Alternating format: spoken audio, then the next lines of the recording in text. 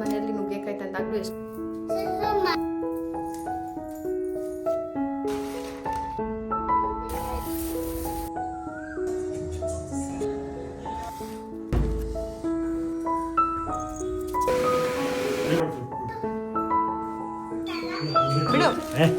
Hi ಎಲ್ಲರಿಗೂ ನಮಸ್ಕಾರ, welcome back to my YouTube channel. ನಾನು ನಿಮ್ಮ ಪ್ರೀತಿಯ ಪವಿತ್ರ. ಇವತ್ತಿನ ವ್ಲಾಗ್ ಇಂದಿನ ದಿನ ನನ್ನ ಹಸ್ಬೆಂಡ್ ಊರಿಗೆ ಹೋಗಿದ್ರು. ಊರಿಗೆ ಹೋಗಿ ಬಂದಾಗ ಸ್ವಲ್ಪ ತೋಟ ಇರೋದ್ರಿಂದ ಬಾಳೆಕಾಯಿ ಅಂದರೆ ಒಂದು 2 ಗೊನೆ ಬಾಳೆಕಾಯಿ, ಎಳ್ನೀರು, ಸ್ವಲ್ಪ ತೆಂಗಿನಕಾಯಿ, ಏನಾದರೂ ತರಕಾರಿ ಇದ್ದರೆ ಈ ಥರ ತೊಗೊಂಡು ಬರ್ತಾರೆ. ನಾವು ಲಾಸ್ಟ್ ಟೈಮ್ ನಮ್ಮ ತೋಟದಲ್ಲಿ ಸಿಕ್ಕಾಪಟ್ಟೆ ನುಗ್ಗೆ ಗಿಡ ಹಾಕಿದ್ವಿ. ಅದ್ರ ಜೊತೆಗೆ ಈ ಚಕ್ಕೆ ಮರ ಕೂಡ ಹಾಕಿದ್ವಿ. ನುಗ್ಗೆಕಾಯಿ ಅಂತೂ ತುಂಬ ಚೆನ್ನಾಗಿ ಬಂದಿದೆ.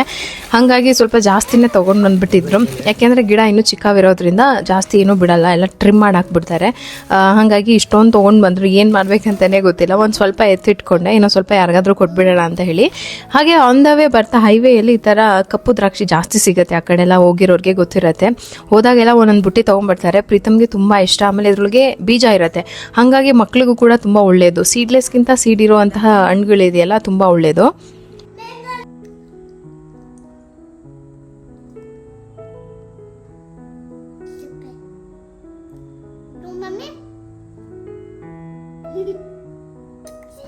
ಇನ್ನು ಪ್ರೀತಮ್ ಬಂದ ತಕ್ಷಣ ಅವನಿಗೆ ದ್ರಾಕ್ಷಿ ಅಂತ ಸ್ವಲ್ಪ ಹುಳಿ ಈ ಹಣ್ಣೆಲ್ಲ ಸಿಕ್ಕಾಪಟ್ಟೆ ಇಷ್ಟ ಆಗುತ್ತೆ. ಏನಂತ ಗೊತ್ತಿಲ್ಲ, ತುಂಬ ತಿಂತಾನೆ. ಹಾಗೆ ಊರಿಂದ ಸ್ವಲ್ಪ ಎಮ್ಮೆ ಹಾಲೆಲ್ಲ ತೊಗೊಂಬಂದಿದ್ರು. ಅಂದರೆ ಇವಾಗ ಕರು ಹಾಕಿದೆ ಹಸು. ಸೊ ಹಾಗಾಗಿ ಸ್ವಲ್ಪ ಗಿಣ್ಣಾಲು ಮತ್ತು ಅವ್ರಿಗೆ ಅಂತಲೇ ಎತ್ತಿಟ್ಟಿದ್ರಂತೆ. ಅದ್ರ ಜೊತೆಗೆ ಹಾಲೆಲ್ಲ ತೊಗೊಂಡು ಬಂದಿದ್ರ. ಸ್ವಲ್ಪ ಟೀ ಮಾಡಿಕೊಡು ಅಂತ ಹೇಳಿದರು. ಊರಿಂದ ಏನಾದರೂ ಹಸುದು ಎಮ್ಮೆ ಹಾಲು ತೊಗೊಂಡು ಬಂದಾಗ ನಾವು ಹಾಲನ್ನ ಜಾಸ್ತಿ ಯೂಸ್ ಮಾಡ್ತೀವಿ. ಇಲ್ಲ ಅಂತಂದಾಗ ಹಾಲನ್ನ ತರ್ತೀವಿ, ಆದರೆ ಅದನ್ನು ಮೊಸರು ಮಾಡಿಕೊಂಡು ಮಜ್ಜಿಗೆ ಆ ಥರ ಏನಾದರೂ ಮಾಡಿ ಬಳಸ್ತೀವಿ ಅಷ್ಟೇ. ಇದು ನಾನು ಆಲ್ರೆಡಿ ನನ್ನ ವಿಡಿಯೋದಲ್ಲಿ ಹೇಳಿದ್ದೆ. ಅದ್ರ ಜೊತೆಗೆ ಸ್ವಲ್ಪ ಕಡಲೆ ಬೀಜ ಆಯಿತು. ಬೆಳಗ್ಗೆಗೆ ಇವತ್ತು ಸ್ವಲ್ಪ ಟೀ ಕುಡಿದು ರಿಲ್ಯಾಕ್ಸ್ ಆಗಿ ಹಾಗೆ ವ್ಲಾಗ್ನ ಕಂಟಿನ್ಯೂ ಮಾಡ್ತಾ ಇದ್ದೀನಿ. ಇವಾಗ ಮನೆ ದೊಡ್ಡದಾಗಿದೆ, ಕ್ಲೀನಿಂಗ್ ಎಲ್ಲ ಪ್ರಾಬ್ಲಮ್ ಆಗ್ಬೋದಾ ಅಂತ ಸುಮಾರು ಜನ ಕೇಳ್ತಾ ಇದ್ರಿ. ನಾನು ಎಷ್ಟೇ ದೊಡ್ಡದಿರಲಿ ಚಿಕ್ಕದಿರಲಿ ಯಾವತ್ತೂ ಇನ್ನೊಬ್ಬರು ಸಹಾಯ ತೊಗೊಂಡಿಲ್ಲ. ನಾನೇ ಎಲ್ಲನೂ ಬ್ಯಾಲೆನ್ಸ್ ಮಾಡ್ತೀನಿ. ಆಗುತ್ತೆ. ಯಾಕೆ ಅಂತಂದರೆ ನನ್ನ ಫ್ಯಾಮಿಲಿಯಲ್ಲಿ ಹಂಗೆ ಸಪೋರ್ಟ್ ಮಾಡ್ತಾರೆ. ನನ್ನ ಹಸ್ಬೆಂಡ್ ಇವಾಗ ಫ್ರೀಯಾಗಿ ಮನೇಲಿ ಇದ್ದರೆ ಸುಮ್ಮನೆ ಇರೋದೇ ಇಲ್ಲ. ಮೇಲಿಂದ ಎಲ್ಲ ವಾಕಿಂಗ್ ಮಾಡ್ಕೊಂಬರೋದು. ಪ್ರಗತಿನೂ ಅಷ್ಟೇ. ಒನ್ ಟೈಮ್ ನಾನು ಕಸ ಗುಡಿಸಿದ್ರೆ ಇನ್ನೊಂದು ಟೈಮ್ ನನ್ನ ಮಗಳು ಕಸ ಗುಡಿಸೋದು. ಒನ್ ಟೈಮ್ ನಾನು ಪಾತ್ರೆ ತೊಳೆದ್ರೆ ನನ್ನ ಮಗಳು ಇನ್ನೊಂದು ಟೈಮ್ ಪಾತ್ರೆ ತೊಳೆಯೋದು. ಈ ಥರನೇ ನಮ್ಮದು ಇರುತ್ತೆ. ಒಂದೊಂದ್ಸರಿ ತುಂಬ ಜಾಸ್ತಿ ಆಗ್ತಾನೆ ಇಲ್ಲ ಅಂದಾಗ ನಾನು ಒಬ್ಬಳೇ ಮಾಡಲೇಬೇಕು, ನೀನೇ ಇದೆಲ್ಲ ನಿಭಾಯಿಸ್ಬೇಕು ಅನ್ನೋ ಅಂತ ಸಿಚುವೇಶನ್ ನಮ್ಮ ಮನೇಲಿಲ್ಲ.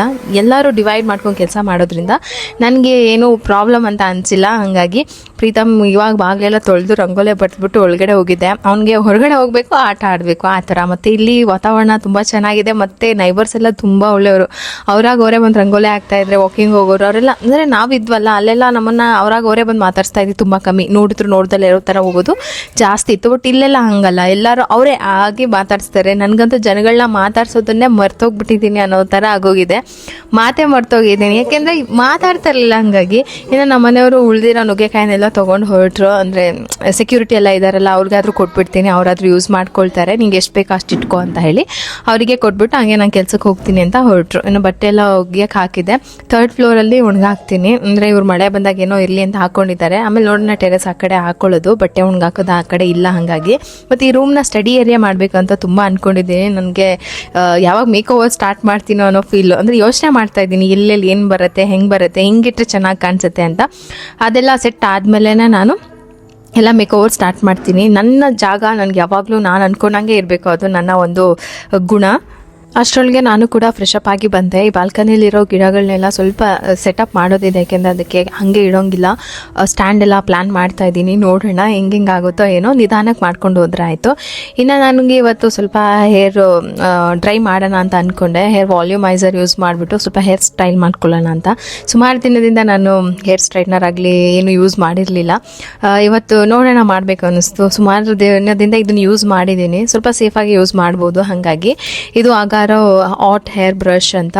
ಸೊ ನಮಗೆ ಬ್ಲೋ ಡ್ರೈ ಮಾಡೋದಕ್ಕೆ ಯೂಸ್ ಆಗುತ್ತೆ. ಸೇಮ್ ಬಾಚಣಿಗೆ ಥರನೇ ಇರೋದ್ರಿಂದ ಆರಾಮಾಗಿ ಯೂಸ್ ಮಾಡ್ಬೋದು. ಮತ್ತು ವಾಲ್ಯೂಮೈಸರ್ ಮತ್ತು ಸ್ಟೈಲರ್ ಆಗಿ ಕೂಡ ಯೂಸ್ ಮಾಡ್ಬೋದು.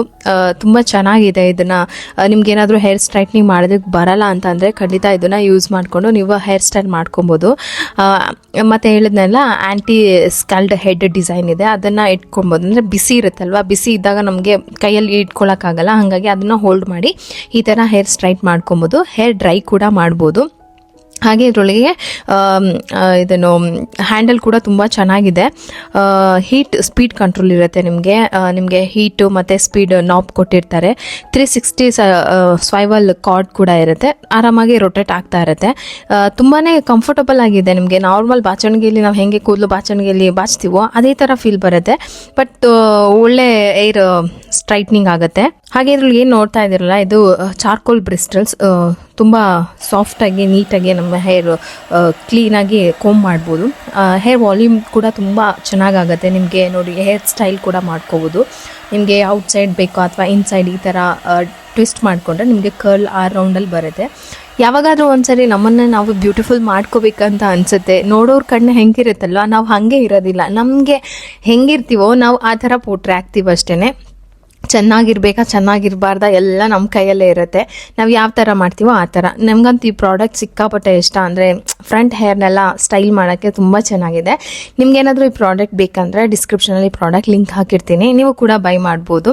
ಅಂದರೆ ಕೆಲವೊಬ್ರಿಗೆ ಹೇರ್ ಸ್ಟ್ರೈಟ್ನಿಂಗಲ್ಲಿ ಸ್ವಲ್ಪ ಪಾರ್ಟಿಷನ್ ತೆಗೆದು ಸ್ಟ್ರೈಟ್ ಮಾಡೋಕ್ಕಾಗಲ್ಲ ಅನ್ನೋರಿಗೆ ಅಂದ ಅನ್ನೋದು ನೋಡೋರು ಕಣ್ಣಲ್ಲೇ ಇರುತ್ತೆ. ಅವ್ರು ಹಿಂಗೆ ನೋಡ್ತಾ ಇರ್ತಾರೋ ಹಾಗೆ ಅವರು ಬ್ಯೂಟಿಫುಲ್ಲಾಗಿ ಕಾಣಿಸ್ತಾರೆ. ಬೇರೆಯವ್ರಿಗೋಸ್ಕರ ಅಲ್ಲ, ನಮ್ಮನ್ನು ನಾವು ಕನ್ನಡಿಯಲ್ಲಿ ನೋಡ್ಕೊಳ್ತೀವಲ್ಲ, ನಮಗೋಸ್ಕರನಾದರೂ ನಾವು ಚೆನ್ನಾಗಿರಬೇಕು ಅನಿಸ್ದಾಗ ಚೆನ್ನಾಗಿರೋಣ ಅಷ್ಟೇ. ಬಟ್ ನನಗೆ ಹೇರ್ ಸ್ಟ್ರೈಟ್ನಿಂಗ್ ಎಲ್ಲ ಪರ್ಮನೆಂಟಾಗೆಲ್ಲ ಮಾಡಿಸ್ಕೊಳ್ಳೋದು ಇಷ್ಟ ಇಲ್ಲ.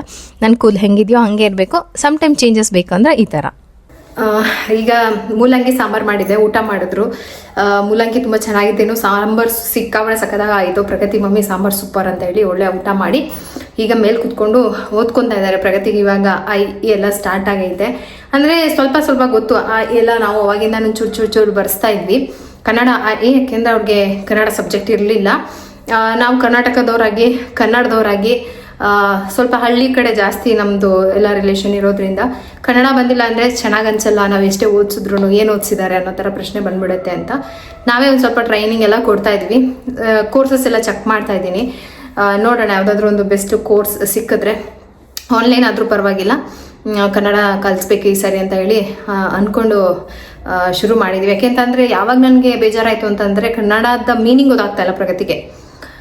ಮಾತಾಡುವಾಗ ನಮ್ಮ ಹತ್ರ ರಿಪ್ಲೈ ಕೊಡುವಾಗ ಅಥವಾ ಅಂದರೆ ಅದು ಒಳ್ಳೆ ಮೀನಿಂಗಲ್ಲೇ ಹೇಳುತ್ತೆ. ಬಟ್ ಅದು ಈ ಪದಗಳ ಬದಲಿಗೆ ಈ ಪದ ಬಳಸಿದ್ರೆ ಒಳ್ಳೆ ಮಾತು ಬರುತ್ತೆ. ಮತ್ತು ಪ್ರೊನೌನ್ಸಿಯೇಷನ್ನು, ಆಮೇಲೆ ಈ ದೀರ್ಘ ಸ್ವರ ಅದೆಲ್ಲ ಅಷ್ಟು ಬರ್ತಾ ಇಲ್ಲ. ಕೇಳಿ ಮಾತಾಡ್ತಾ ಇರೋದು. ಬರೆದ್ರೆ ಅವ್ರಿಗೆ ಈ ಒತ್ತಕ್ಷರ, ಈ ದೀರ್ಘ ಅಕ್ಷರ, ಈ ಥರ ಟೋನಲ್ಲಿ ಮಾತಾಡಿದ್ರೆ ಹಿಂಗೆ ಕೇಳಿಸುತ್ತೆ, ಹಿಂಗೆ ಮಾತಾಡಿದ್ರೆ ಇದು ತಪ್ಪಾಗಿ ಅರ್ಥ ಬರುತ್ತೆ, ಏನೂ ಗೊತ್ತಾಗ್ತಾ ಇಲ್ಲ. ಇದು ಸಮಸ್ಯೆ ಬಂದಾದ್ಮೇಲೆ ನಾನು ಅಂದ್ಕೊಂಡೆ ಕನ್ನಡ ತುಂಬ ಇಂಪಾರ್ಟೆಂಟು, ಹಿಂಗೆ ಬಿಟ್ಟರೆ ಆಗಲ್ಲ ಅಂತ ಹೇಳ್ಬಿಟ್ಟು ಇವಾಗ ಕನ್ನಡ ಪ್ರಾಕ್ಟೀಸ್ ಜಾಸ್ತಿ ಆಯಿತು. ಇವಾಗ ಅದನ್ನೇ ಮಾಡ್ತಾ ಇದ್ದಾರೆ. ಪ್ರೀತಮ್ ಸ್ವಲ್ಪ ರೈಟಿಂಗ್ ಮಾಡಿಲ್ಲ ಅವತ್ತಿಂದ, ಹಾಗಾಗಿ ಅವನಿಗೂ ಇಬ್ರಿಗೂ ಹೇಳ್ಕೊಡ್ತಾ ಇದ್ರು. ನಾನು ಸ್ವಲ್ಪ ಅಡುಗೆ ಮಾಡ್ಕೊಳ್ಳೋಣ ಅಂತ ಬಂದೆ. ಯಾಕೆಂದರೆ ಊರಿಗೆ ಹೋಗಿದ್ರಲ್ಲ, ಗಿಣ್ಣ ಅಲ್ಲಿ ತೊಗೊಂಬಂದಿದ್ರು. ಗಿಣ್ಣು ಇವೆರಡಲ್ಲಿ ಗಿಣ್ಣು ನಾನು ಮಾಡಿಲ್ಲ ಲೈಫಲ್ಲಿ, ಯಾವತ್ತೂ ಗಿಣ್ಣು ಮಾಡಿಲ್ಲ. ಅದಕ್ಕೆ ಇವತ್ತು ಮಾಡೋಣ ಅಂತ ಅಮ್ಮನ ಕೈಲೆಲ್ಲ ಕೇಳಿ ಲಿಸ್ಟ್ ಬರೆದು ರೆಡಿ ಮಾಡಿ ಇಟ್ಕೊಂಡಿದ್ದೀನಿ. ಫಸ್ಟ್ ಟೈಮ್ ಅದು ಎಮ್ಮೆ ಹಾಲು, ಅದರಲ್ಲಿ ಗಿಣ್ಣು ಮಾಡ್ತಾ ಇದ್ದೀನಿ. ಅಮ್ಮ ಮಾಡ್ತಾಯಿದ್ರು, ಅವ್ರ ಪಾಡಿಗೆ ಅವ್ರು ಮಾಡಿಬಿಟ್ಟು ರೆಡಿ ಆದಮೇಲೆ ತೊಗೊಳ್ಳಿ ತಿನ್ನಿ ಅಂತಾರೆ. ಹಾಗಾಗಿ ಅದ್ರ ಬಗ್ಗೆ ಏನೋ ಅಂದರೆ ನಂಗೆ ಗಿಣ್ಣು ಇಷ್ಟ ಇಲ್ಲ, ನಾನು ತಿನ್ನಲ್ಲ. ಹಾಗಾಗಿ ಅಷ್ಟು ಏನೋ ಇಂಟ್ರೆಸ್ಟ್ ಇರಲಿಲ್ಲ, ನಾನು ಕಲೀಲಿಲ್ಲ. ಸರಿ ತೊಗೊಂಬಂದ್ಬಿಟ್ಟಿದ್ದಾರೆ, ಅವ್ರಿಗಿಷ್ಟ, ಅಲ್ಲಿಂದ ತಂದಿದ್ದಾರೆ, ಏನು ಮಾಡೋದು ಮಾಡ್ಕೊಡೋಣ ಅಂತ ಹೇಳಿ. ಆಮೇಲೆ ಸಿಕ್ಕಾಬಡೆ ನುಗ್ಗೆಕಾಯಿ ತೊಗೊಂಬಂದ್ಬಿಟ್ಟಿದ್ದಾರೆ. ಅದಕ್ಕೆ ಒಂದು ಅರ್ಧ ಸಾಂಬಾರಿಗೆ ಇಟ್ಕೊಂಡು ಇನ್ನು ಅರ್ಧ ಉಪ್ಪಿನಕಾಯಿ ಹಾಕೋಣ ಅಂತ. ಯಾಕೆ ಅಂತಂದರೆ ನುಗ್ಗೆಕಾಯಿ ನೋಡಿದ ತಕ್ಷಣ ಪಟ್ಟಂತ ನೆನಪಾಗೋದು ನನಗೆ ನುಗ್ಗೆಕಾಯಿ ಉಪ್ಪಿನಕಾಯಿ. ಹೆಂಗೆ ಅಂದರೆ ಅಲ್ಲಿ ಒಬ್ಬರು ನಾವು ಕ್ವಾರ್ಟರ್ಸಲ್ಲಿ ಇದ್ದಾಗ, ಅವರು ಡ್ಯೂಟಿಲಿದ್ದಾಗ ಆರ್ಮಿಯಲ್ಲಿ ಒಬ್ಬರು ತೆಲುಗು ಅಕ್ಕ ಇದ್ದರು. ಅವ್ರ ಮಗನ ಹೆಸರು ಲೋಕೇಶ್ ಅಂತಾನೆ. ಅವ್ರು ನನಗೆ ನುಗ್ಗೆಕಾಯಿ ಉಪ್ಪಿನಕಾಯಿ ಕೊಟ್ಟು ಕಳಿಸಿದ್ರು. ಫಸ್ಟ್ ಟೈಮು ಲೈಫಲ್ಲಿ ನಾನು ನುಗ್ಗೆಕಾಯಲ್ಲಿ ಉಪ್ಪಿನಕಾಯಿ ಮಾಡ್ತಾರಂತ ನೋಡಿದ್ದು. ಸಕ್ಕ ಟೇಸ್ಟಿಯಾಗಿತ್ತು. ಅದಕ್ಕೆ ಇವತ್ತು ಅದನ್ನೇ ಮಾಡೋಣ ಅಂತೇಳಿ ಎಲ್ಲ ರೆಡಿ ಮಾಡ್ಕೊಂಡು ಪಾತ್ರೆಗಿತ್ರೆಲ್ಲ ತೊಳೆದ್ಬಿಟ್ಟು ಅವ್ರನ್ನ ಮೇಲೆ ಕಳಿಸ್ದೆ. ಇಲ್ಲೇ ಇದ್ದರೆ ಡಿಸ್ಟರ್ಬ್ ಮಾಡ್ತಾ ಇರ್ತಾರೆ. ನಂಗೆ ಅಡುಗೆ ಮಾಡ್ಬೇಕಾದ್ರೆ ಡಿಸ್ಟರ್ಬ್ ಆಗಬಾರ್ದು. ಒಬ್ಬಳೇ ನಿಂತ್ಕೊಂಡು ಆರಾಮಾಗಿ ಪಟ್ ಅಂತ ಅಡುಗೆ ಮುಗಿಸ್ಕೊಂಡ್ಬಿಡ್ಬೇಕು. ಮುಗಿದ ತಕ್ಷಣ ಹೇಳ್ತೀನಿ, ಅಲ್ಲಿವರೆಗೂ ಓದ್ಕೊತಾ ಇರಿ ಅಂತೇಳಿ. ಈಗ ಫುಲ್ ಟಾಪಿಕ್ ಕಲಿಸಿದ್ದೀನಿ. ಅವರಲ್ಲಿರಲಿ, ಅಷ್ಟರೊಳಗೆ ನಾನು ಇದನ್ನು ಮುಗಿಸ್ಕೊಳ್ತೀನಿ. ಇನ್ನು ಪ್ರೀತಮ್ ಹಾಗೆ ಆಟ ಆಡ್ತಾ ಮಲ್ಕೊಂಡೇ ಬಿಟ್ಟ. ಅವನಿಗೆ ತುಂಬ ಬೇಗ ಎದ್ದೇಳ್ಬಿಡ್ತಾನೆ, ಇಲ್ಲಿ ಗೊತ್ತಿಲ್ಲ. ಆಮೇಲೆ ಹಂಗೆ ಮಧ್ಯಾಹ್ನ ಚೆನ್ನಾಗಿ ನಿದ್ದೆ ಮಾಡ್ತಾನೆ. ಮೇಲೆಲ್ಲ ಕರ್ಕೊಂಡು ಹೋಗಲ್ಲ, ಅಲ್ಲೇ ಸೋಫಾ ಮೇಲೆ ಹಾಗೆ ಮಲ್ಕೊಳ್ತಾನೆ. ಸ್ವಲ್ಪ ಏರ್ ಪ್ಯೂರಿಫೈಯರ್ನ ಯೂಸ್ ಮಾಡ್ತೀನಿ ಇವಾಗ ಸದ್ಯಕ್ಕೆ, ಬೇಕಾಗುತ್ತೆ ಅಂತ ಹೇಳಿಬಿಟ್ಟು. ಸ್ವಲ್ಪ ಏನು ಅಂದರೆ ಹೊಸ ಮನೆ ಅಲ್ವಾ, ಇನ್ನೂ ಡಸ್ಟ್ ಅದು ಒಂಥರ ಧೂಳು ಅಂತ ಫೀಲ್ ಆಗುತ್ತೆ.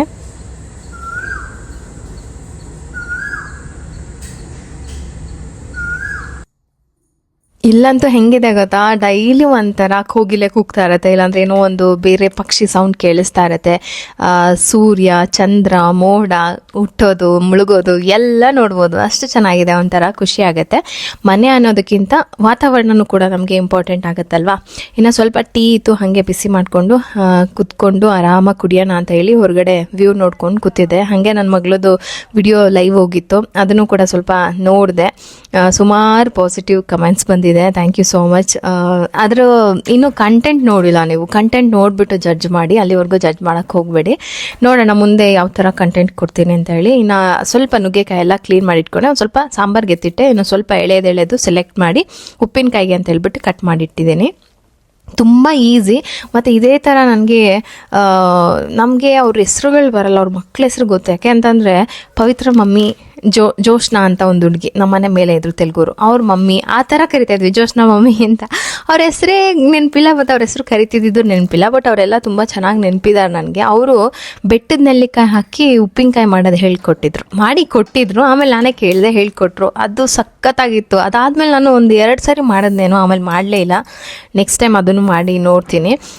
ಸ್ವಲ್ಪ ಸಾಸಿವೆ, ಒಂದಿಷ್ಟು ಮೆಂತ್ಯ ಹಾಕ್ಕೊಂಡು ಚೆನ್ನಾಗಿ ಘಮ ಘಮ ಅನ್ನೋ ತನಕ ಹುರಿದು ಸೈಡಲ್ಲಿ ಇಟ್ಕೊಳ್ಳೋದು. ಅದೇ ಬಾಣಲಿಗೆ ಸ್ವಲ್ಪ ಎಣ್ಣೆ ಹಾಕ್ಕೊಂಡಿದ್ದೀನಿ. ಎಣ್ಣೆಗೆ ಹುಣಸೆ ಹಣ್ಣು ನಾನು ನೆನೆಸಿಟ್ಟಿದ್ನಲ್ಲ ಬಿಸಿನೀರಲ್ಲಿ, ಅದರ ರಸ ಮಾತ್ರ ತೆಗೆದು ಸೋಸಿಟ್ಟಿದ್ದೆ. ಅದನ್ನು ಎಣ್ಣೆಯಲ್ಲಿ ಹಾಕಿ ಚೆನ್ನಾಗಿ ಗಟ್ಟಿಗಾಗೋ ತನಕ ಹುರ್ಕೊಳ್ತೀನಿ. ಯಾಕೆ ಅಂತಂದರೆ ನೀರಿನ ಅಂಶ ಇದ್ದರೆ ಬೇಗ ನುಗ್ಗೆಕಾಯಿ ಹಾಳಾಗಿಬಿಡುತ್ತೆ. ನುಗ್ಗೆಕಾಯಿ ಎಲ್ಲ ಉಪ್ಪಿನಕಾಯಿ. ಅದೇ ಬಾಣಲಿಗೆ ಸ್ವಲ್ಪ ಎಣ್ಣೆ ಹಾಕ್ಕೊಂಡು ನುಗ್ಗೆಕಾಯಿ ಹಾಕ್ಕೊಂಡು ಅದನ್ನು ಒಂದು 70% ಬೇಯೋ ತನಕ ನಿಧಾನಕ್ಕೆ ಹುರ್ಕೋಬೇಕು. ಇದು ಅಷ್ಟೇ, ನೀರಿನ ಅಂಶ ಎಲ್ಲ ಹೋಗಲಿ ಅಂತ ನಾನೆಲ್ಲ ನೀಟಾಗಿ ತೊಳೆದ್ಬಿಟ್ಟು ನೀರೆಲ್ಲ ತೆಗೆದ್ಬಿಟ್ಟು ಆಮೇಲೆ ಹಾಕಿದ್ದೀನಿ. ಅದೇ ಬಾಣಲಿಗೆ ಸ್ವಲ್ಪ ಎಣ್ಣೆ ಹಾಕ್ಕೊಂಡು ಬೆಳ್ಳುಳ್ಳಿ, ನಾನು ಬೇರೆ ಬೇರೆ ಪಾತ್ರೆ ಯೂಸ್ ಮಾಡ್ತಾಯಿಲ್ಲ, ಸುಮ್ಮನೆ ನೀರು ವೇಸ್ಟು, ಸೋಪ್ ವೇಸ್ಟು. ಅದೇ ಬಾಣಲಿಗೆ ಸ್ವಲ್ಪ ಬೆಳ್ಳುಳ್ಳಿ, ಒಣಮೆಣ್ಸಿನ್ಕಾಯಿ, ಕರಿಬೇವಿನ ಸೊಪ್ಪು ಇಷ್ಟನ್ನು ಹಾಕಿ ಚೆನ್ನಾಗಿ ಫ್ರೈ ಮಾಡಿ, ಈ ಏನು ನುಗ್ಗೆಕಾಯಿ ತೊಳೆದು ಅಂದರೆ ಫ್ರೈ ಮಾಡಿಟ್ಟಿದ್ನಲ್ಲ ಅದಕ್ಕೆ ಖಾರಕ್ಕೆ ಹೆಂಗೆ ಬೇಕೋ ಹಾಗೆ ಖಾರದ ಪುಡಿ, ರುಚಿಗೆ ಸ್ವಲ್ಪ ಉಪ್ಪು, ಮತ್ತು ನಾನು ಇವಾಗೇನು ಸಾಸಿವೆ ಮತ್ತು ಮೆಂತ್ಯ ಪುಡಿ ಮಾಡಿದ್ನಲ್ಲ ಅದು, ಹುಣಸೆ ಹಣ್ಣಿನ ಪೇಸ್ಟು, ಒಗ್ಗರಣೆ ಹಾಕಿಟ್ಟಿದ್ನಲ್ಲ ಆ ಒಣಮೆಣ್ಸಿನ್ಕಾಯಿ, ಕರಿಬೇವು ಮತ್ತು ಬೆಳ್ಳುಳ್ಳಿ ಇಷ್ಟನ್ನು ಹಾಕಿ ಚೆನ್ನಾಗಿ ಮಿಕ್ಸ್ ಮಾಡ್ಕೊಳ್ಳಿ. ಕರಿಬೇವು ಸ್ಕಿಪ್ ಮಾಡ್ಬೋದು, ಬಟ್ ನಮ್ಮ ಮನೇಲಿ ಇತ್ತಲ್ಲ ಊರಿಂದ ಅಷ್ಟೊಂದು ತೊಗೊಂಬಂದಿದ್ರು ಅಂತ ಹಾಕಿದ್ದೀನಿ. ಬೇಕಂದ್ರೆ ಹಾಕಿಲ್ಲ ಅಂದರೆ ಸ್ಕಿಪ್ ಮಾಡ್ಕೊಳ್ಳಿ. ಇಷ್ಟೇ, ಇನ್ಸ್ಟೆಂಟಾಗಿ ರೆಡಿ ಆಗುತ್ತೆ. ಇದನ್ನು ಹಾಗೆ ಇಟ್ಟು ಒಂದು 5 ತಿಂಗಳ ತನಕ ತಿನ್ಬೋದು. ಅಷ್ಟರೊಳಗೆ ಕರೆಂಟ್ ಹೋಯ್ತು. ಈ ಮನೇಲಿ ಏನಂತಂದರೆ ಕರೆಂಟು ಬ್ಯಾಕಪ್ ಏನಿಲ್ಲ. ಕರೆಂಟ್ ಹೋದರೆ ಜಾಸ್ತಿ ಹೊತ್ತೇನು ಹೋಗಲ್ಲ, ಸುಮ್ಮನೆ ಒಂದು 1/2 hour ಹೋಗೋದು ಹೆಚ್ಚೆ ಹೋಗುತ್ತೆ ಒಂದೊಂದು ಟೈಮು. ಹೋದಾಗ ನಾನು ಸೋಲಾರ್ ಲೈಟ್ ಮತ್ತು ಚಾರ್ಜಿಂಗ್ ಲೈಟ್ಸ್ ಎಲ್ಲ ಇಟ್ಟಿದ್ದೀನಿ, ಬೇಕಾಗುತ್ತೆ ಅಂತ. ಯಾಕೆಂದರೆ ಲಾಸ್ಟ್ ಮನೇಲೂ ಅದೇ ಪ್ರಾಬ್ಲಮ್ ಇತ್ತಲ್ಲ ಅಂತ. ಅದಕ್ಕೆ ಇಲ್ಲೂ ಹಾಕ್ಸ್ಕೊಬೋದು, ಕನೆಕ್ಷನ್ಗೆಲ್ಲ ಕೊಟ್ಟಿದ್ದಾರೆ. ಬಟ್ ನಾನು ಯಾಕೆ ಸುಮ್ಮನೆ ಪದೇ ಏನು ಹೋಗಲ್ವಲ್ಲ ಅಂತ ಹೇಳಿ ಹಾಗೆ ಬ್ಯಾಲೆನ್ಸ್ ಮಾಡಿಬಿಡ್ತೀನಿ, ಏನು ಬೇಡ ನಮಗೆ ಅಂತ. ಏನೋ ಉಪ್ಪಿನಕಾಯಿ ರೆಡಿ ಆಯಿತು. ಇದನ್ನು ಒಂದು ಗಾಜಿನ ಬಾಟ್ಲಲ್ಲಿ ಹಾಕಿ ಎತ್ತಿಟ್ಕೊಳ್ಳೋದು. ಬಿಸಿ ಅನ್ನಕ್ಕೆ ಹಾಕೊಂಡು ತಿಂದರೆ ಮಾಡೋದು. ಆಮೇಲೆ ಸುಮಾರು ದಿನ ಆಗಿತ್ತು ಮಾಡಬೇಕು ಅಂದ್ಕೊಂಡು ಮಾಡೋಕ್ಕೆ ಆಗಿರಲಿಲ್ಲ. ಅಮ್ಮವ್ರ ಮನೆಯಲ್ಲಿ ನುಗ್ಗೆಕಾಯಿ ತಂದಾಗಲೂ ಎಷ್ಟೊಂದು ಸರಿ ಅಂದ್ಕೊಂಡೆ, ಇಷ್ಟೇ ಇನ್ಸ್ಟೆಂಟಾಗಿ ತಿನ್ಬೋದು. ಆಹಾ, ನಿಜವಾಗ್ಲೂ ಸಕ್ಕತ್ತಾಗಿದೆ ಗೊತ್ತಾ. ಎಕ್ಸಾಕ್ಟಾಗಿ ಹಿಂಗೆ ಇತ್ತು ಟೇಸ್ಟ್ ಅವ್ರು ಕೊಟ್ಟಾಗ. ನಂಗೆ ಆಶ್ಚರ್ಯ, ಅಯ್ಯೋ ನುಗ್ಗೆಕಾಯಿ ಉಪ್ಪಿನಕಾಯಿ ಮಾಡ್ತಾರ? ಯಾಕೆಂದರೆ ನಮ್ಮ ಮನೇಲಿ ನಿಂಬೆಹಣ್ಣು, ಎಳ್ಳಿಕಾಯಿ ಇದು ಮಾತ್ರ ನೋಡಿದ್ದು ಅಲ್ವಾ. ಎಷ್ಟು ಚೆನ್ನಾಗಿದೆ ಗೊತ್ತಾ.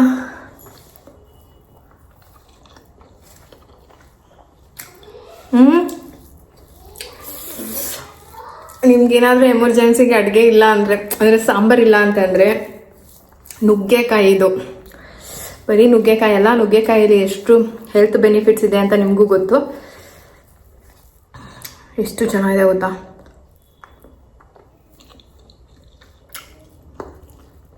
ಈಗಲೇ ಮಾಡಿ ಈಗಲೇ ತಿನ್ಬೋದು. ಅಂದರೆ ಇನ್ನೂ ಸ್ವಲ್ಪ ದಿನ ಇಟ್ಟರೆ ಇದ್ರೊಳಗೆಲ್ಲ ಉಪ್ಪು ಖಾರ ಚೆನ್ನಾಗಿ ಇಳಿಯುತ್ತೆ.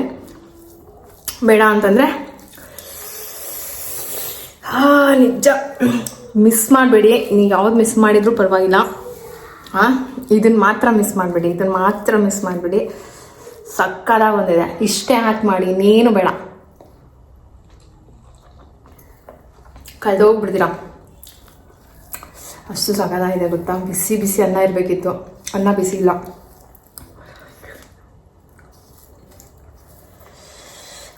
ಎಲ್ಲ ಅದ್ಮ ಕರೆಕ್ಟಾಗಿ ಬಂದಿದೆ, ಉಪ್ಪೆಲ್ಲ ಕರೆಕ್ಟಾಗಿದೆ.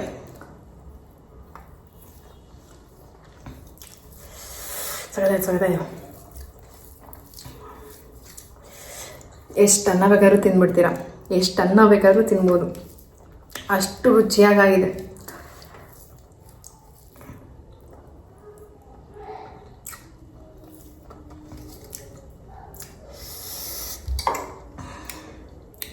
ಒಂದೇ ಒಂದು 5 ನಿಮಿಷದ ಕೆಲಸ ಅಂದರೆ ಎಲ್ಲ ರೆಡಿ ಮಾಡಿ ಇಟ್ಕೊಂಡು ಹುಡ್ದು ಹಾಕ್ಕೊಳ್ಳೋದು. ಇಷ್ಟು ಉಪ್ಪಿನಕಾಯಿ ಒಂದು 5 ತಿಂಗಳು ಆರಾಮಾಗಿ ಇಟ್ಕೊಂಡು ತಿನ್ಬೋದು, ಏನು ಪ್ರಾಬ್ಲಮ್ ಇಲ್ಲ. ಟ್ರೈ ಮಾಡಿ. ಆ ಹುಳಿ ಎಲ್ಲ ಪರ್ಫೆಕ್ಟ್ ಆಗಿದೆ, ಖಾರ ಸೂಪರಾಗಿದೆ. ಟ್ರೈ ಮಾಡಿಬಿಟ್ಟು ಹೇಳಿ, ನನಗೆ ಖಂಡಿತ ಮೆಸೇಜ್ ಮಾಡ್ತೀರಾ ನೀವೇ ಬಂದು, ಅಷ್ಟು ಸಕ್ಕತ್ತಾಗಿದೆ.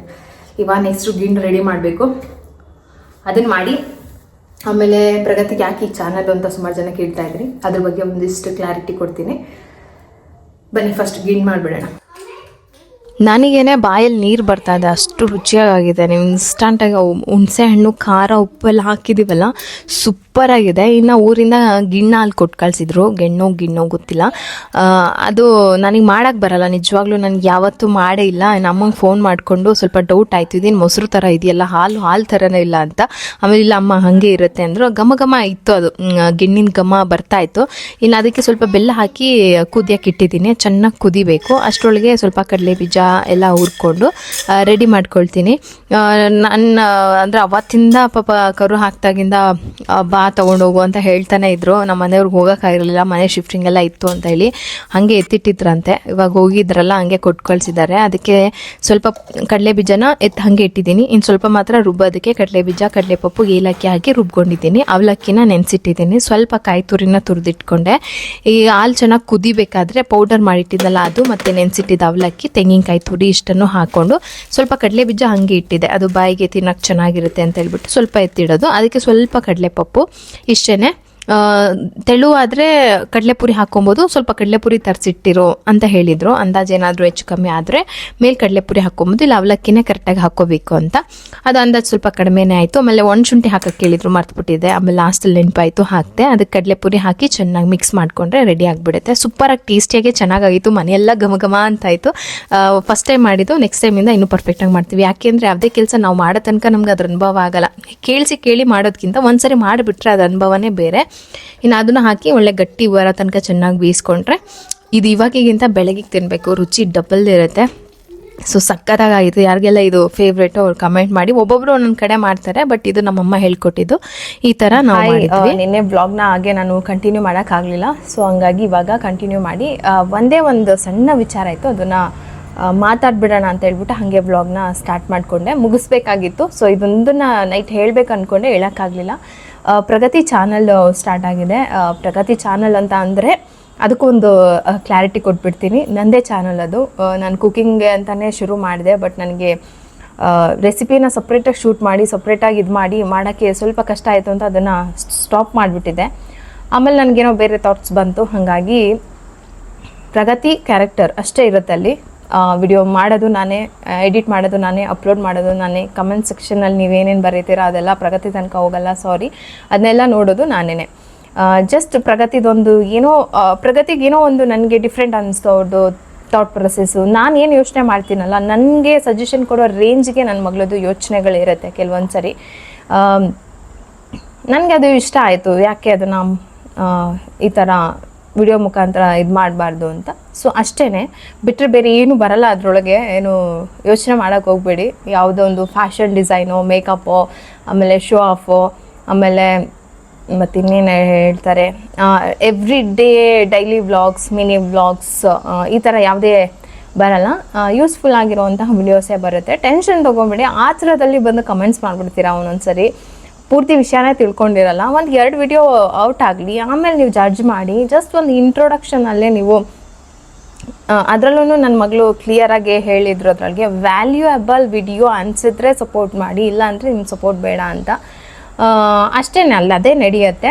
ಇಲ್ಲಿ ನನ್ನ ಚಾನಲಲ್ಲಿ ಏನಿದೆ ಅದು ನಂದು ರೆಗ್ಯುಲರಾಗಿ ನಂದು ಬರುತ್ತೆ. ಸೊ ಅಷ್ಟೇ, ಆ ಸಿಂಪಲ್ ವಿಚಾರನ ಅರ್ಥ ಮಾಡ್ಕೊಳ್ಳೋಕ್ಕೆ ಕೆಲವೊಬ್ರಿಗಾಗಲಿಲ್ಲ, ಸುಮಾರು ಜನ ಅರ್ಥ ಮಾಡ್ಕೊಂಡ್ರೆ. ಯಾಕೆಂದರೆ ಸುಮಾರು ಜನ ನಾನು ಒಂದು 5 ವರ್ಷದಿಂದ ನೋಡ್ಕೊಂಡು ಬಂದಿದ್ದೀರಿ.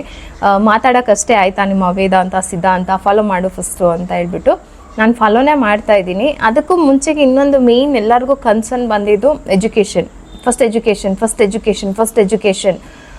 ಏನು ಫಸ್ಟ್ ಎಜುಕೇಷನ್ ಅಂದರೆ ಅಂತ ನಿಮ್ಮ ಮನಸ್ಸಾಕ್ಷಿಯಿಂದ ನನಗೆ ಹೇಳಿ, ಫಸ್ಟ್ ಎಜುಕೇಷನ್ ಅಂದರೆ ಏನು ಅಂತ. ಆಮೇಲೆ ನಾನು ಅದಕ್ಕೆ ಉತ್ತರನ ಕೊಡ್ತೀನಿ. ಎಜುಕೇಷನ್ ಯಾವಾಗಲೂ ಫಸ್ಟೇ. ನನ್ನ ಮಗಳಿಗೆ ನಾನು ಇದುವರೆಗೂ ನೀವು ನೋಡ್ದಂಗೆ ನನ್ನ ಮಗಳು ಫಸ್ಟ್ ರ್ಯಾಂಕ್ ಬಂದರು, 70% ಬಂತು, 80% ಬಂತು, ಇನ್ನೂ ತೆಗಿಬೇಕು, ಎಕ್ಸಾಮು, ಓದು ಇದನ್ನು ನಾನು ಹೇಳೇ ಇಲ್ಲ. ಯಾವಾಗ ಅಂತಂದರೆ ಈ ಕೊರೋನಾ ಸ್ಟಾರ್ಟ್ ಆಯಿತು ನೋಡಿ, ಆನ್ಲೈನ್ ಕ್ಲಾಸಸ್ ಸ್ಟಾರ್ಟ್ ಆಯಿತು. ಅವಾಗ ನಮ್ಮ ಮೇಲೆ ಪ್ರೆಷರ್ ಬಂತು. ನನ್ನ ಮಗಳನ್ನ ನಾನು ಅಬ್ಸರ್ವ್ ಮಾಡಿದಾಗ ನನಗೆ ಆ ಟೈಮಲ್ಲಿ ಅನಿಸಿತು. ಅಲ್ಲಿವರೆಗೂ ನಾನು ಹಾಗೆ ಯೋಚನೆ ಮಾಡ್ತಾಯಿದ್ದೆ, ರೇಗೋದು, ಬೈಯೋದು, ಓದು ಯಾಕೆ ಹಿಂಗೆ ಮಾಡ್ತೀಯಾ, ಕಂಪೇರ್ ಮಾಡೋದು, ನೋಡು ನಿಂದೇ ಏಜ್ ಮಕ್ಕಳು ಅವ್ರು ಹಂಗೆ ಮಾಡ್ತಾ ಇದ್ದಾರೆ, ನಿನಗೆ ಯಾಕೆ ಹಿಂಗೆ, ಇದೆಲ್ಲ ನಾನು ಹೇಳಿದ್ದೀನಿ, ಇಲ್ಲ ಅಂತಲ್ಲ. ಯಾವಾಗ ಕೊರೋನಾ ಟೈಮಲ್ಲಿ ಮನೆಯಲ್ಲಿ ಕ್ಲಾಸಸ್ ಮಾಡಿದ್ರು, ನಾನು ಅಬ್ಸರ್ವ್ ಮಾಡೋಕ್ಕೆ ಶುರು ಮಾಡಿದೆ, ಅಲ್ಲಿ ಬಿಟ್ಟೆ ನಾನು. ಪ್ರಗತಿ ನೀನು ಅತ್ತೆ ಮಾರ್ಕ್ಸ್ ತೊಗೊಂಬ, ನಾನು ಹೇಳ್ತಾ ಇರೋದು, ನೀನು ಸ್ಕೂಲಲ್ಲಿ ಟೀಚರ್ ಏನು ಹೇಳಿರೋದನ್ನ ಡೀಪಾಗಿ ಅರ್ಥ ಮಾಡಿಕೊಂಡು ನೀನು ತಲೆ ಒಳಗೆ ಇಟ್ಕೊಂಡು ಅಲ್ಲೋಗಿ ಬರೀತೀಯಲ್ಲ, 10 ಮಾರ್ಕ್ಸಿಗೆ ನಾನು ವ್ಯಾಲ್ಯೂ ಕೊಡ್ತೀನಿ. ಇನ್ನೇನೋ ಬಾಯ್ ಹಾರ್ಟ್ ಮಾಡೋದು, ಇಲ್ಲ ನಾನು ಏನಾನ ಮಾಡಿ ಎಕ್ಸಾಮ್ ಪಾಸ್ ಆಗಬೇಕು ಅಂತ ಏನೋ ಒಂದನ್ನು ಮಾಡೋದು, ಇದು ಮಾರ್ಕ್ಸ್ ನನಗೆ ವ್ಯಾಲ್ಯೂನೂ ಅಲ್ಲ. ಆ ಥರ ನೀನು 100ಗೆ 100 ತಂದರೂ ನನಗೆ ಇಷ್ಟ ಆಗಲ್ಲ ಅಂತ ಅವತ್ತು 3rd ಸ್ಟ್ಯಾಂಡರ್ಡಲ್ಲಿ ಹೇಳಿದ್ದು ನಾನು. ಅವತ್ತು ಬಿಟ್ಟೆ ನಾನು. ಅವತ್ತು ಆ ವರ್ಷ ಫುಲ್ಲು ಸ್ವಲ್ಪ ಮಾರ್ಕ್ಸ್ ತುಂಬ ಕಡಿಮೆ ಬಂತು. ನಾನು ಏನೂ ಹೇಳಿಲ್ಲ, ನೋಡು ನೆಕ್ಸ್ಟ್ ಟೈಮ್ ನೋಡು ಅಂತ ಹೇಳಿದೆ. ಅದಾದಮೇಲೆ 3rd ಸ್ಟ್ಯಾಂಡರ್ಡ್ ಆಯಿತು, 4th ಸ್ಟ್ಯಾಂಡರ್ಡಲ್ಲಿ ಒಂದು ಸ್ವಲ್ಪ ಬೆಟರಾಗಾಯಿತು, 5th ಸ್ಟ್ಯಾಂಡರ್ಡಲ್ಲಿ ಮತ್ತು ಹಾಗೆ ಮೇಲೆ ಕೆಳಗೆ. ಯಾವತ್ತೂ ನಾನು ಟ್ಯೂಷನ್ಗೆ ಹಾಕಿಲ್ಲ. ತುಂಬ ಆಯಿತು ಸ್ಕೂಲ್ಗೆ ಹೋಗೋದು. ಬೆಳಗ್ಗೆ 6:15ಗೆ ಹೋಗ್ತೀಯಾ, ಸಂಜೆ 3:15ಗೆ ಬರ್ತೀಯಾ. ಅದಾದಮೇಲೆ ಮತ್ತೆ ನಿನಗೆ ಟ್ಯೂಷನ್ ಅವಶ್ಯಕತೆ ಇಲ್ಲ. ನಿಂಗೆ ಏನೇ ಡೌಟ್ ಇದ್ದರೂ ಟೀಚರ್ಸ್ ಹತ್ರ ಕೇಳು. ಅದು ಆಗ್ತಾಯಿಲ್ಲ ಅಂತಂದರೆ ನೋಡು, ನೀನೇನು ಅರ್ಥ ಮಾಡ್ಕೊತೀಯಾ ಅದನ್ನು ಅರ್ಥ ಮಾಡ್ಕೊ, ಫ್ರೆಂಡ್ಸ್ ಹತ್ರ ಡಿಸ್ಕಸ್ ಮಾಡು. ಇಷ್ಟೇ ನಾನು ಹೇಳ್ಕೊಟ್ಟಿರೋದು. ನಾನು ಯಾವತ್ತೂ ಕೂತ್ಕೊಂಡು ನನ್ನ ಮಗಳು ಪಾಠ ಹೇಳ್ಕೊಟ್ಟಿಲ್ಲ. ಎಲ್ಲಿವರೆಗೂ ಅಂದರೆ 3ನೇ ಕ್ಲಾಸ್ ತನಕ ಹೇಳ್ಕೊಟ್ಟೆ. ಅಂದರೆ ಅದಾದಮೇಲೆ ಅವ್ರಿಗೆ ರೀಡಿಂಗ್ ಸ್ಟಾರ್ಟ್ ಆಯಿತು. ಇಂಗ್ಲೀಷಲ್ಲಿ ಸ್ವಲ್ಪ ಪದಗಳನ್ನ ಜೋಡಿಸ್ಕೊಂಡು ಓದೋದು, ಅರ್ಥ ಮಾಡ್ಕೊಳ್ಳೋದು. ಈಗ ನನಗೆ ಹೇಳ್ಕೊಡೋಷ್ಟು ಇಂಗ್ಲೀಷು ತುಂಬ ಚೆನ್ನಾಗಿ ಅವ್ರಿಗೆ ಬರುತ್ತೆ. ಆಯಿತು, ಹಿಂದಿನೂ ಬರುತ್ತೆ. ಕನ್ನಡ ಪ್ರಾಬ್ಲಮ್ ಆಯಿತು, ಯಾಕೆಂದರೆ ಆರ್ಮಿ ಸ್ಕೂಲಲ್ಲಿ ಓದಿದ್ರಿಂದ ಫಸ್ಟ್ ಕನ್ನಡ ಕಲ್ತ್ಕೊ ಆಮೇಲೆ ಇವೆಲ್ಲ ಮಾಡಿವಿ ಅಂತ ಅವ್ರು ಯಾರೋ ಕಮೆಂಟ್ ಹಾಕಿದರು. ಏನು ಮಾಡ್ತೀರಾ, ದೇಶ ಸೇವೆ ಮಾಡಲೇಬೇಕು ಅಂತ ನಮ್ಮ ಮನೆಯವ್ರು ಹೋಗಿದ್ದೊಂದು ಪ್ರಾಬ್ಲಮ್ ಅಂತ ಅಲ್ಲ. ಅದಾದಮೇಲೆ ನಿಮಗೆ ಹೇಳ್ಬೋದಾಗಿತ್ತು ಅಂತ. ಈಗಿರೋ ಅಂತಹ ಪ್ರೆಷರಲ್ಲಿ ನಾನು ಎಕ್ಸ್ಟ್ರಾ ಮಾಡೋಕ್ಕಾಗಲಿಲ್ಲ. ಈ ಒಂದು ಹೇಳ್ಕೊಟ್ಟೆ ಅಷ್ಟೇ. ಈ ಬಂದ ತಕ್ಷಣ ಅವ್ರಿಗೆ ಕನ್ನಡ ಬರಲ್ಲ. ಇಲ್ಲಿರೋ ಪದಗಳನ್ನ ಮಾತ್ರ ರೆಕಗ್ನೈಸ್ ಮಾಡೋದು, ಕಾಗುಣಿತ ಬರಬೇಕು, ಅದಾದಮೇಲೆ ಪದ ಜೋಡಿಸ್ಬೇಕು, ಡೈಲಿ ಒಂದಿಷ್ಟು ಓದಬೇಕಿತ್ತು. ಅವ್ರಿಗೆ ಸಿಕ್ಕಾಪಟ್ಟೆ ಪ್ರೆಷರ್ ಇತ್ತು ಸ್ಕೂಲಲ್ಲಿ. ಸೊ ಹಾಗಾಗಿ ನಾನು ಇದನ್ನು ಸ್ಟಾಪ್ ಮಾಡಿದೆ. ಇನ್ನು ಚೂರು ಮೆಚುರಿಟಿ ಬಂದಮೇಲೆ ಬೇಗ ಗ್ರಾಸ್ ಮಾಡ್ತಾರೆ, ಆ ಟೈಮಲ್ಲಿ ಹೇಳ್ಕೊಡೋಣ ಅಂತ ಹೇಳಿ. ಈಗ ಪ್ರಗತಿಗೆ ಬೇಗ ಅರ್ಥ ಆಗುತ್ತೆ. ಈಗ ಪ್ರೀತಮ್ಗೆ ಹೇಳ್ಕೊಡೋಕೆ ಹೋದರೆ ಹೊಡೆದು ಬಡ್ದು ಪ್ರಾಕ್ಟೀಸ್ ಮಾಡಿ ಹೇಳ್ಕೊಡ್ಬೇಕು, ಅವನಿಗೆ ಪಟ್ಟಂತ ಬರಲ್ಲ. ಅದಕ್ಕೆ ಕನ್ನಡ ಒಂದನ್ನು ಹೋಲ್ಡ್ ಮಾಡಿದೆ ಅಷ್ಟೇ, ಬಿಟ್ಟರೆ ಬೇರೆ ಏನೂ ಇಲ್ಲ. ಕನ್ನಡ ಬರುತ್ತೆ, ಏನು ಮಾಡೋದು. ಆರ್ಮಿಯಲ್ಲಿರೋ ಯಾರನ್ನಾದರೂ ಕೇಳ್ಕೊಂಡು ಬನ್ನಿ, ನಿಮಗೆ ಗೊತ್ತಿರಲ್ಲ ಪಾಪ, ಹೊರಗಡೆ ಇರೋರ್ಗೆ ಏನು ಗೊತ್ತು. 17 ವರ್ಷ ದೇಶ ಸೇವೆ ಮಾಡಬೇಕು ಅಂತ ಹೇಳ್ಬಿಟ್ಟು ಅಲ್ಲಿ ಸರ್ವಿಸ್ ಮಾಡ್ತಾರೆ. ಅಲ್ಲಿರೋ ಅವಕಾಶ ನಮಗಿಷ್ಟೇ. ಆ 17 ವರ್ಷದಲ್ಲಿ ಆ ಮಗು ಎಷ್ಟೇ ದೊಡ್ಡದಾಗಲಿ ಏನೇ ಆಗಲಿ ಸರೌಂಡಿಂಗಲ್ಲಿರುವಂಥ ಆರ್ಮಿ ಸ್ಕೂಲ್, KV ಸ್ಕೂಲ್ಗೆ ಹಾಕಬೇಕು. ಎಲ್ಲ ಲ್ಯಾಂಗ್ವೇಜ್ ಮಕ್ಕಳು ಬರೋದ್ರಿಂದ ಅಲ್ಲಿ ಕನ್ನಡ ಅಂದರೆ ಮದರ್ ಟಂಗ್ ಕೊಡೋದಿಲ್ಲ, ಹಿಂದಿ ಇಂಗ್ಲೀಷ್ ಮೇನ್ ಮಾಡ್ತಾರೆ. ಸೊ ಈ ಒಂದು ರೀಸನ್ಗೆ ಕನ್ನಡ ಆಗಲಿ, ತಮಿಳ್ ಆಗಲಿ, ತೆಲುಗು ಆಗಲಿ ಯಾರಿಗೂ ಅವ್ರವ್ರ ಓನ್ ಮದರ್ ಟಂಗ್ ಬರಲ್ಲ. ಸೊ ಇದು ಒಂದು ರೀಸನ್, ಓಕೆನಾ. ಈಗ ನಾನು ಅದಕ್ಕೆ ಎಕ್ಸ್ಟ್ರಾ ಕ್ಲಾಸಸ್ ಎಲ್ಲ ಹುಡುಕಿದ್ದೀನಿ, ಅಂದರೆ ಟೀಚರ್ಸ್ ಕಲಿಸೋದಕ್ಕೆ. ಅದು ನೋಡೋಣ ನೆಕ್ಸ್ಟ್ ಬರುತ್ತೆ. ಯಾಕೆಂದರೆ ನನಗೆ ಗೊತ್ತಾಗಿದ್ದು ಕರ್ನಾಟಕದಲ್ಲಿದ್ದು ಇವಾಗನೆಲ್ಲ ನಾವು ಹೊರಗಡೆ ಹೋದರೆ ಪ್ರತಿಯೊಂದನ್ನು ನನ್ನ ಕೇಳ್ತಾರೆ, ಮಮ್ಮಿ ಅಲ್ಲೇನು ಬರೆದಿದ್ದಾರೆ ಓದು, ಅಲ್ಲೇನು ಬರೆದಿದ್ದಾರೆ, ಇದೇನು ಅಂತ ಓದು, ಇದೇನು ಅಂತ. ನನಗೆ ಅವಾಗ ಅನಿಸ್ತು, ಅಯ್ಯೋ ನಾನು ಓದಿಸ್ಬಿಟ್ಟು ಕನ್ನಡ ಮಿಸ್ ಮಾಡಿಬಿಟ್ಟೆ, ಕನ್ನಡ ಕಲಿಬೇಕಾಗಿತ್ತು ಅಂತ ಹೇಳಿ. ಹಂಗಂತ ಹೇಳ್ಬಿಟ್ಟು ನನ್ನ ಹಸ್ಬೆಂಡ್ ಎಲ್ಲನಾ ಇರಲಿ, ನಾನು ಬೆಂಗಳೂರಲ್ಲಿದ್ದು ನನ್ನ ಮಗಳನ್ನ ಕನ್ನಡ ಕಲಿಸ್ತೀನಿ ಅಂತ ಅದು ಆಗಲ್ಲ. ಯಾಕೆಂತಂದರೆ 1 ವರ್ಷದ 2 ವರ್ಷದ ಜೀವನ ಅಲ್ಲ ಅದು. ಅವ್ರಿಗೂ ಅವಶ್ಯಕತೆ ಇರುತ್ತೆ. ಕೆಲವೊಂದು ಕಡೆ ಕ್ವಾರ್ಟರ್ಸ್ ಕೊಡ್ತಾರೆ, ಅಲ್ಲಿ ಫ್ಯಾಮಿಲಿ ಇಡಬಹುದು ಅಂತ ಹೇಳ್ತಾರೆ. ಅವ್ರಿಗೂ ಹೊರಗಡೆ ಊಟ ಮಾಡಿ ಸಾಕಾಗತ್ತೆ. ಆಮೇಲೆ ತುಂಬ ಫ್ಯಾಮಿಲಿನ ಬಿಟ್ಟು ಇದ್ದು ಅವ್ರಿಗೂ ಒಂಥರ ಲೈಫ್ ತುಂಬ ಕಷ್ಟ ಅನಿಸ್ಬಿಡುತ್ತೆ. ಆ ಟೈಮಲ್ಲಿ ಅವ್ರ ಜೊತೆ ಒಂದು ಫ್ಯಾಮಿಲಿ ಇರಬೇಕು ಅಂತಲೇ ನಮಗೆ ಕ್ವಾರ್ಟರ್ಸ್ ಫೆಸಿಲಿಟಿ ಎಲ್ಲ ಕೊಟ್ಟಿದ್ದು ಅವ್ರಿಗೆ. ಆಯಿತಾ, ಇದು ಬಿಡಿ, ಇದೆಲ್ಲ ನಿಮ್ಗೆ ಅರ್ಥ ಆಗಲ್ಲ. ಮತ್ತು ಕೆಲವೊಬ್ರಿಗೆ ಅರ್ಥ ಆಗುತ್ತೆ, ಅಂದರೆ ಅರ್ಥ ಆಗಲ್ಲ ಅನ್ನೋದಕ್ಕಿಂತ ನಿಮ್ಗೆ ಗೊತ್ತೇ ಇಲ್ಲ, ಆಯಿತಾ. ಅದೊಂದು ಕನ್ನಡದ ಬಗ್ಗೆ ಜಾಸ್ತಿ ತಲೆ ಕೆಡಿಸ್ಕೊಂಬಿಡಿ. ಕನ್ನಡನೇ ಹುಟ್ಟದಾಗಿಂದ ಮಾತಾಡಿರೋದು. ಕನ್ನಡ ಬರುತ್ತೆ, ಓದೋಕ್ಕೆ ಬರೋಕ್ಕೆ ಬರಲ್ಲ ಅಷ್ಟೇ. ಅದು ಒಂದು ಕಲಿತಾರೆ, ಇನ್ನು ಟೈಮ್ ಇದೆ ತುಂಬ. ಸೊ ಈ ಥರ ಫಸ್ಟ್ ಎಜುಕೇಷನ್ ನನ್ನ ಮಗಳಿಗೆ. ತುಂಬ ಏನೇನೋ ಹೇಳಬೇಕು ಎಲ್ಲ ಈಗಲೇ ಹೇಳೋಕ್ಕೆ ಹೋದರೆ ಮತ್ತೆ ಏನೋ ಒಂದು ಬರುತ್ತೆ. ಅದೆಲ್ಲ ನಾನು ನಿಧಾನಕ್ಕೆ ಹೇಳ್ತೀನಿ. ನನಗೆ ಎಜುಕೇಷನ್ ಅಂದರೆ ಏನಂದರೆ ತಿಳುವಳಿಕೆ, ಜ್ಞಾನ ಜಾಸ್ತಿ ಮಾಡ್ಕೊಳ್ಳೋದು. ನಾವು ಯಾವ ಸಿಚುವೇಷನಲ್ಲಿ ಮಾತಾಡ್ತಾ ಇದ್ದೀವಿ, ಯಾರ ಹತ್ರ ಎಷ್ಟು ಮಾತಾಡ್ತಾ ಇದ್ದೀವಿ, ಯಾವ ಟೌನಲ್ಲಿ ಮಾತಾಡ್ತಾ ಇದ್ದೀವಿ, ಯಾವ ಸಂದರ್ಭದನ್ನು ಹೆಂಗೆ ಹ್ಯಾಂಡಲ್ ಮಾಡಬೇಕು, ತಿಳುವಳಿಕೆ, ಯಾವ ವಿಚಾರಗಳು ನಮಗೆ ಅಂದರೆ ವಾದಕ್ಕೆ ಇಳಿದಾಗ ಆ ವಿಚಾರ ನಂಗೆ ಗೊತ್ತಿಲ್ಲ ಅನ್ನೋ ಥರ ಇರಬಾರ್ದು. ಆ ಥರದ್ದೆಲ್ಲ ತಿಳುವಳಿಕೆನೂ ಇರಬೇಕು ಅನ್ನೋದು ನಾನು ಎಜುಕೇಷನ್ ಅಂತ ನಂಬ್ತೀನಿ. ಅದು ಬಿಟ್ಟರೆ ಅವ್ರಿಗೆ ಸ್ಕಿಲ್ ಜಾಸ್ತಿ ಗೊತ್ತಿರಬೇಕು, ಏನಾದರೂ ಕಲಿಬೇಕು. ಫಸ್ಟ್ ಓದಮ್ಮ ಆಮೇಲೆ ಮಾಡಿವಂತೆ, ಫಸ್ಟ್ ಓದಮ್ಮ. 20 ವರ್ಷ 21 ವರ್ಷ 22 ವರ್ಷ 25 ವರ್ಷ ಓದ್ತಾನೆ ಇದ್ದರೆ ಆಮೇಲೆ ಏನು ಮಾಡೋಕ್ಕಾಗತ್ತೆ ಅಲ್ವಾ? ಓದೋದು ಒಂದು ಪಾರ್ಟ್ ಅಷ್ಟೇ, ಅದು ತಿಳುವಳಿಕೆಗೋಸ್ಕರ, ನಾಲೆಡ್ಜ್ಗೋಸ್ಕರ. ಅದು ಒಂದು. ಅದ್ರ ಮಧ್ಯೆ ಇವ್ರಿಗಿಷ್ಟ ಆಗಿರುವಂತಹ ಆ್ಯಕ್ಟಿವಿಟಿ ಒಂದು. ಅದ್ರ ಮಧ್ಯೆ ನಾನು ಅದೇ ಥರ ಯೂಟ್ಯೂಬನ್ನು ಇಂಟ್ರೊಡ್ಯೂಸ್ ಮಾಡಿದ್ದೀನಿ. ಎಲ್ಲನೂ ಮಾಡೋಕ್ಕಾಗಲ್ಲ. ನನ್ನ ಮಗಳಿಗೆ ಎಬಿಲಿಟಿ ಇದ್ದರೆ ಮಾಡಲಿ, ಇಲ್ಲಾಂದ್ರೆ ಸ್ಟಾಪ್ ಆಗುತ್ತೆ ಅಷ್ಟೇ. ಅದರಲ್ಲಿ ಏನು ದೊಡ್ಡ ವಿಚಾರ ಏನಿಲ್ಲ. ಸೊ ಜಾಸ್ತಿ ತಲೆ ಕೆಡಿಸ್ಕೊಂಬೇಡಿ, ಅವ್ರ ಮೇಲೆ ಯಾವ ಸ್ಟ್ರೆಸ್ಸು ಹಾಕಲ್ಲ ನಾನು. ನಂಗೆ ತುಂಬ ಚೆನ್ನಾಗಿ ಗೊತ್ತು, ನೀಟಾಗಿ ಹ್ಯಾಂಡಲ್ ಮಾಡ್ಕೊಂಡು ಹೋಗ್ತೀನಿ. ಆ್ಯಂಡ್ ವಿಡಿಯೋಸ್ ಬಂದಮೇಲೆ ನೋಡಿ ವರ್ತ್ ಇದೆಯಾ ಇಲ್ವಾ, ಇದು ಬೇಕಿತ್ತಾ ಬೇಡವಾ ಅಂತ ಆಮೇಲೆ ನನಗೆ ಕಮೆಂಟ್ಸ್ ಮಾಡಿ ಹೇಳಿ ಅಷ್ಟೇ. ನಮಗೆ ಈ ಮನೆ ಬಾಡಿಗೆ ಕಟ್ಟೋಕ್ಕಾಗುತ್ತೆ, ಅಷ್ಟು ನಾವು ದುಡಿತೀವಿ, ನಾನು ನನ್ನ ಗಂಡ, ನಮಗೆ ಒಂದಿಷ್ಟು ಆದಾಯಗಳಿದ್ದಾವೆ. ದಯವಿಟ್ಟು ಬಾಡಿಗೆಗೋಸ್ಕರ ಯೂಟ್ಯೂಬನ್ನು ಮಾಡಿಸಿಲ್ಲ, ನಮಗೆ ಬಾಡಿಗೆ ಕಟ್ಟೋಸ್ತಿದೆ, ಕಟ್ತೀವಿ ಓಕೆನಾ. ಅದ್ರ ಬಗ್ಗೆನೂ ಟೆನ್ಷನ್ ತೊಗೊಬೇಡಿ. ಅದ್ರೂ ಒಬ್ರು ಯಾರೋ ಹಾಕಿದ್ರು ದೊಡ್ಡ ಮನೆ ಬಾಡಿಗೆ ಕಟ್ಟೋಕ್ಕಾಗಲ್ಲ ಅಂತ. ಕಟ್ತೀವಿ, ಕಟ್ಟೋಸ್ತಿದೆ ನಮಗೆ. ಅಷ್ಟೊಂದೇನು ಇದಾಗಿಲ್ಲ. ಹಾಗಾದರೆ ನಾವು ಈ ಮನೆಗೆ ಬರ್ತಿರಲ್ಲ, ಅಷ್ಟು ನಾನು ದಡ್ಡಿಯಲ್ಲ ಅಷ್ಟೇ, ಇನ್ನೇನು ಇಲ್ಲ. ನೆಕ್ಸ್ಟ್ ಹೋಗ್ತಾ ಹೋಗ್ತಾ ನಿಮಗೆ ಗೊತ್ತಾಗುತ್ತೆ ಏನು ಎತ್ತ ಯಾವ ಥರ ವಿಡಿಯೋಸ್ ಬರುತ್ತೆ ಅಂತ. ಇಷ್ಟ ಆದರೆ ಸಪೋರ್ಟ್ ಮಾಡಿ, ಯಾಕೆಂದರೆ ಇದೆಲ್ಲ ನಿಮ್ಮ ಕೈಯಲ್ಲೇ ಇದೆ. ಮಾಡ್ಬೋದಾ ಬಿಡ್ಬೋದಾ, ಇದು ಒಳ್ಳೆ ಕಂಟೆಂಟ್. ಯಾಕೆಂದರೆ ನಾನು ನೋಡಿದ್ದೀನಿ ಹುಚ್ಚುಚ್ಚರಂಗೆ ಆಡೋರಿಗೆಲ್ಲ ಎಷ್ಟೆಷ್ಟೋ ಲೈಕ್ಸು, ಎಷ್ಟೆಷ್ಟೋ ಸಪೋರ್ಟು. ಅಂಥದಕ್ಕೂ ಸಪೋರ್ಟ್ ಮಾಡ್ತೀರಾ ಅಂದರೆ ಒಳ್ಳೇದಕ್ಕೆ ಮಾಡಲ್ವಾ? ಖಂಡಿತ ಮಾಡ್ತೀರಾ, ಮಾಡಿ. ಸಿಗ್ತೀನಿ ನೆಕ್ಸ್ಟ್ ವ್ಲಾಗಲ್ಲಿ. ಟೇಕ್ ಕೇರ್, ಬಾಯ್.